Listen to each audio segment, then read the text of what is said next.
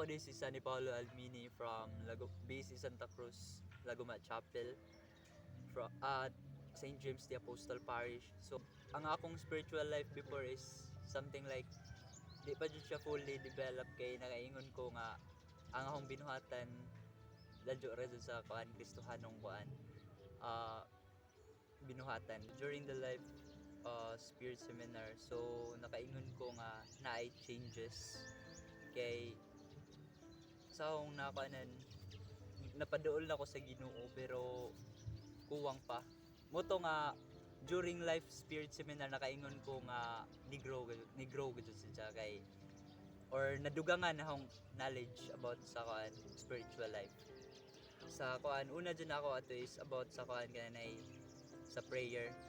So makaingon ko nga ang katong flow sa kuan prayer instead nga maguna ang thanksgiving. So kinahanglan pa dai nako magrepent sa akong mga sadyok nga nabuhat.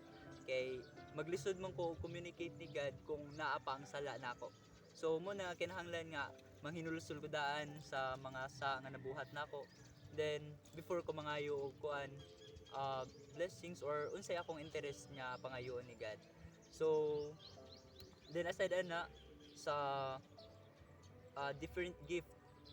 So makakuan ko nga naa jud gihatag si God nako nga gift. Nakaingon pug ko nga nagamit na nako ang uban. Then ang uban wala pa na ako ma-develop pero naa gajud makaingon ko nga naa. Daghan pa og kaya na akong buhaton along the way kay kahibaw ko nga naa ang Ginoo nga provider na kuan siya ang helper nako.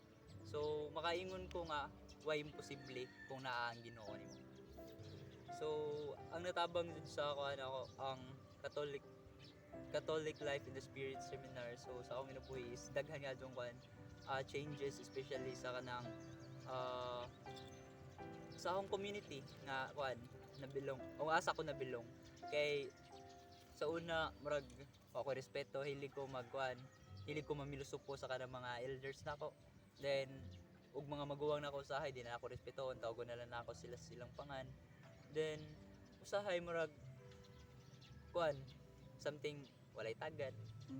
Dako kayo ang kuan na impart sa CLSS or ang Catholic life in the spirit seminar sa akong kinabuhi kay murag mas nadasig ko sa akong pagpangalagad na anak ko'y direksyon kung unsay akong gusto sa akong kinabuhi.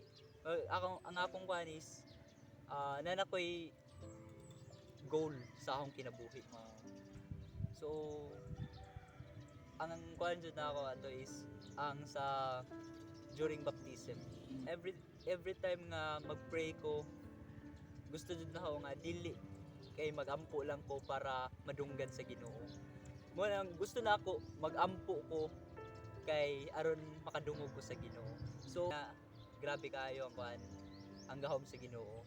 Every time nga kuan mag-istorya ko murag naara jud sa ina sa akong kiliran gusto jud na ako is ang pag-preach jud.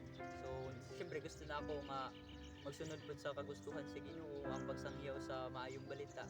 Pero wala mo kahibaw kay namang mas maayong plano ang Ginoo para nako. Mo na nga di lang ko magsalig or di lang ko mag set og usa ka goal para sa akong kaugalingon kay daghan na kayong mga goals nga giset nako pero along the way sa akong gilakwan nakakita ko og lain nga nindot pa di ay nagsalig ko sa Ginoo nga Lord God mo ni akong buhaton nga kuan giyahe ko ani unja every time nga mo abot ko ana nga situation na opportunity mo abot ko message jud na ako para sa mga kuan kabatanunan especially pareha na ako ayaw pagduha-duha sa inyong pagtuo ngadto sa Ginoo panindigi or barugin ninyo ang inyong pagtuo kay diha mag-start ang tanan kay once nga wa kay gituuhan wa kay padungan.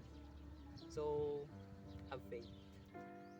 Ang message na ako para sa Advocates Ministry is padayon lang gyud sa pagpangalagad despite sa mga challenges sa padungan or sa gilakwan nya dalan wala ta kahibawon sa mahitabo. So amping lang kanunay kay naaman sa dang Ginoo andam nalipod nato sa panahon sa mga kadautan Then unta di maguba ang inyong organization, like bisag unsa or bisan unsa nga mga pagsuway dili gyud maguba sama sa kalig-on sa simbahan nga gitukod sa Ginoo didto sa bato.